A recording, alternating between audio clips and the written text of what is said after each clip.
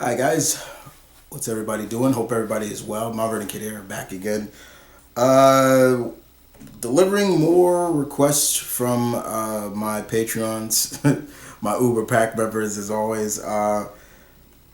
So Lorenzo Smalls, again, I did one of his requests not too long ago. How would I end Thor's story in the MCU? I had a lot of fun doing that. So thank you, Lorenzo, for that. Um, Lorenzo is one of my beta tier members, and when you're at that tier, you're able to request 4 vids from me. So if anybody wants to join that tier, there it is. It's probably the most popular tier that I have. It's highlighted now. It's like the popular tier. Almost everybody is under that tier, just letting everybody know. So I'm doing another one of his vids, and this one is very interesting. It's a topic video, and he basically asks me to, does Thundarr need a remake, and how would I do it? Okay, this is fun. Being a child of the 80s, this kind of is very, very much a part of me. Thundarr came out a year before I was born, 81, I believe. Correct me on, in terms of historians, cartoon historians. But the one thing about Thundarr the Barbarian, it had a very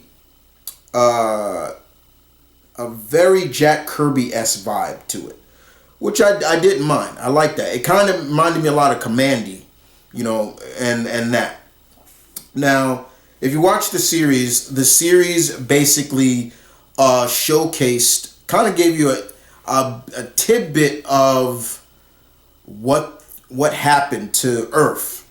So it basically implies that in 1994, in the year 1994, asteroid hurls between the Earth and the Moon, and somehow that asteroid destroyed the Moon, cracked it in half, and caused cosmic destruction on Earth. Now we all know that. Now there are says that the Moon plays a big role in how the water and everything like that, and it showed that it made tidal waves and sunk cities and things like that. And I believe it went on to say like 2,000 years later, Earth was reborn, like it was a savage land that was now made up of super science and sorcery. Okay, that right there, I got a question, because it's like, wait a minute, if there was no such thing as magic in the sorcery or magic in the modern world, so how is it working now?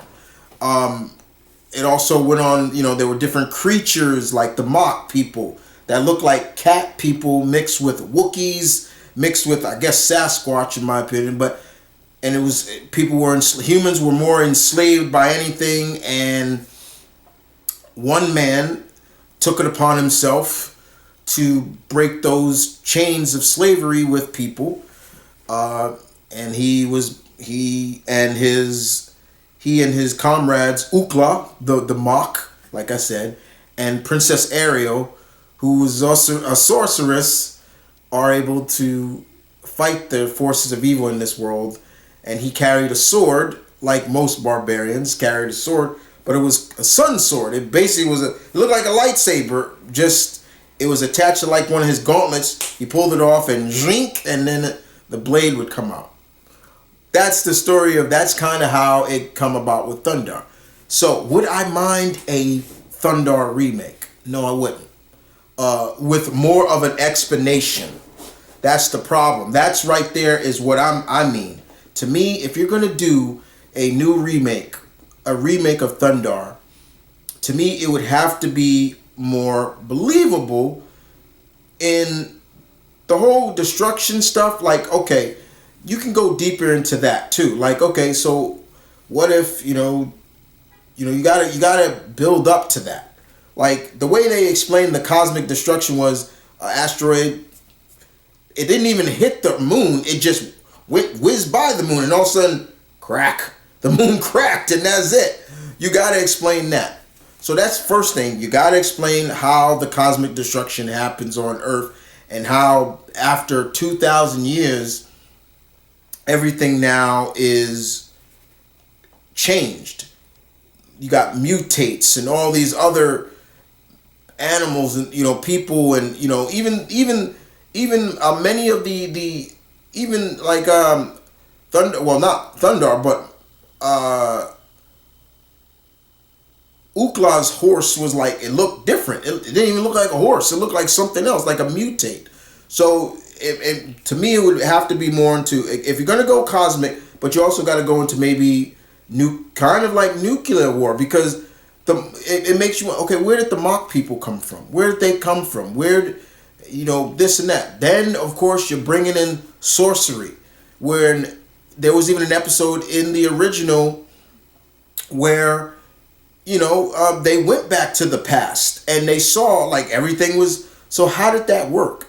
Princess Ariel seemed to know all about the 20th century. She was all, and every time she brought up something, Thundarr was like like he didn't know. Like she was like, oh, you got to put a battery in. Battery. Like he didn't know any of that stuff.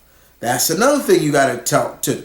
And then with Princess Ariel, how is she a princess? What princess is she? What kingdom is she a princess of? Stuff like that. Those are the things, keynotes that you gotta bring up. So if you're gonna do that, you gotta explain that. Maybe sometime prior to that, there was people started to bring. There was maybe a war, or maybe there was some people that chose a monarch to be king of this land that may have been this land, and then that's how, and the sorcery stuff, that's where you're really going to have to maybe explain sorcery or something, like, because there's no way I can believe like, okay, people just know sorcery, unless it's something else. There you go. The sun sword, that's another thing you gotta go in some detail of explaining, like, okay, what is this sword? Where did it come from? Who created it? And if it was me, if I'm doing the sun sword, this is how I would do it. Is like, maybe it's not even human based. Maybe it came from off planet, and it was left there by accident by the alien race that created it.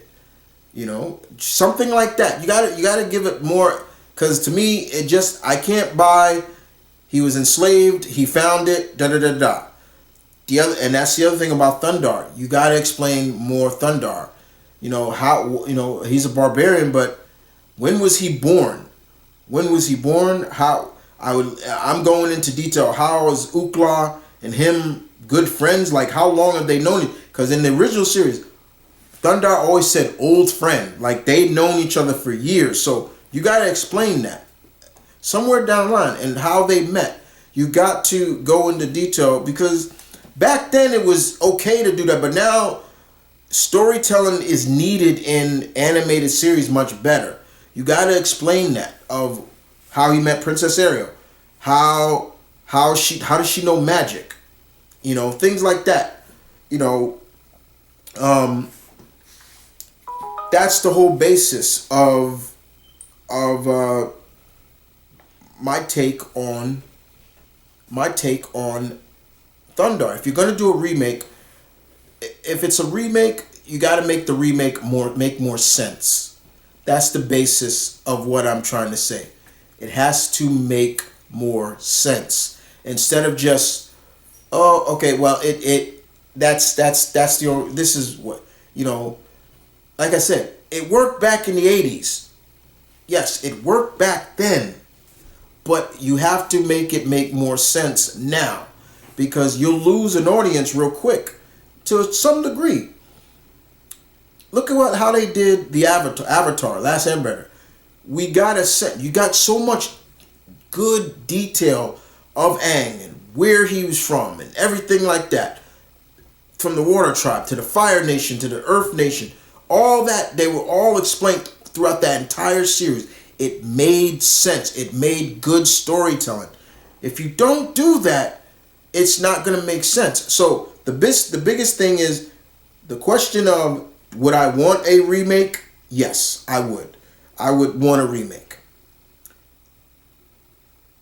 The biggest question is, how is the Earth the way it is now? After, I don't care if you do earthquakes, typhoons, anything, but you got to make more sense to it. Because look, a meteor just passing by the Earth and the moon ain't gonna sell it for me, especially when that happens a lot. There have been a lot of meteors and asteroids that pass by the Earth, and you could see it between the Earth and the moon, and nothing happens. They didn't crack the moon or anything like that. You got to make more sense. That's one of the things. And the other thing, in terms of the new citizens and new individuals that live now, you got to maybe bring in nuclear based stuff, to give a sense of, okay, these creatures are based on radiation or so. Kind of like, in a sense, what is Godzilla?